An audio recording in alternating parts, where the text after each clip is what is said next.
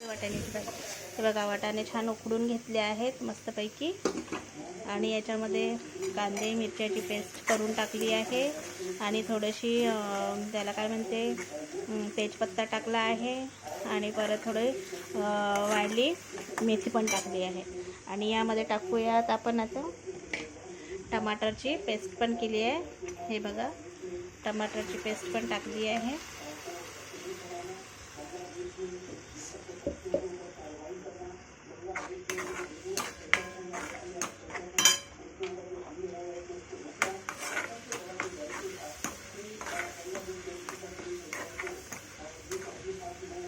टमाटरची paste पण टाकली आहे, लसूण जिरं वगैरे सगळं टाकलं आहे आणि आपण इथे आता तिखट मीठ वगैरे सगळं काढून ठेवलं आहे। हे बघा, मीठ आहे, लाल मिरची आहे, हळद आहे घरी आणि आपला काळा मसाला आहे आणि थोडंसं गरम मसाला पण। आता हे थोडं आपलं मसाला होत आलेला आहे।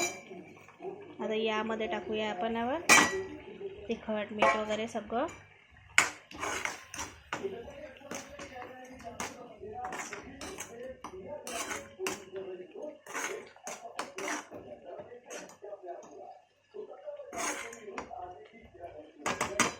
आपल्या याला थोडंसं तेल सुटत आलं आहे।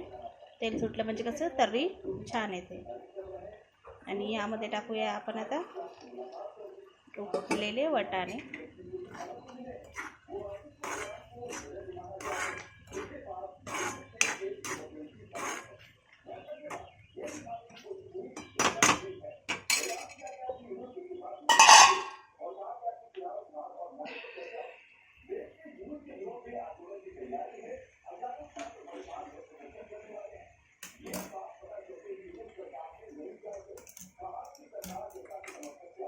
आणि मी करून ठेवलं आहे थोडं गरम पाणी आणि यामध्ये सोडूया आपण गरम पाणी।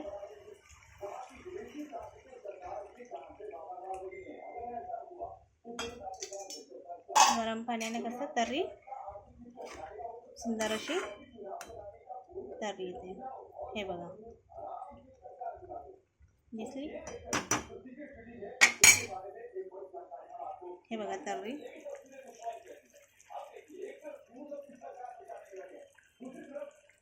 आपली मस्तपैकी अशी तर्री आली आहे। हे बघा, आहे ना अशी लाल लाल लाल झणझणीत मस्तपैकी अशी तर्री आली आहे। थोडं पाणी कमी वाटत आहे, आपण थोडं पाणी सोडूया त्यामध्ये।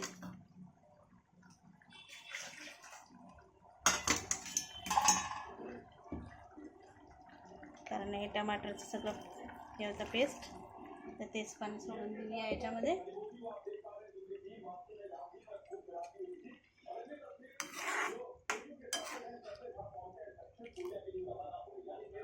आता हे आपला रस्सा थोडंसं असं हे बघा लाल लाल आलं आहे। गरम पाण्यानं कसं भाजीला छान तर्री येते, म्हणून कोणत्याही भाजीला थोडं गरम पाणी करा आणि त्यामध्ये सोडा, खूप सुंदर भाजी लागते आणि चव पण खूप छान लागते।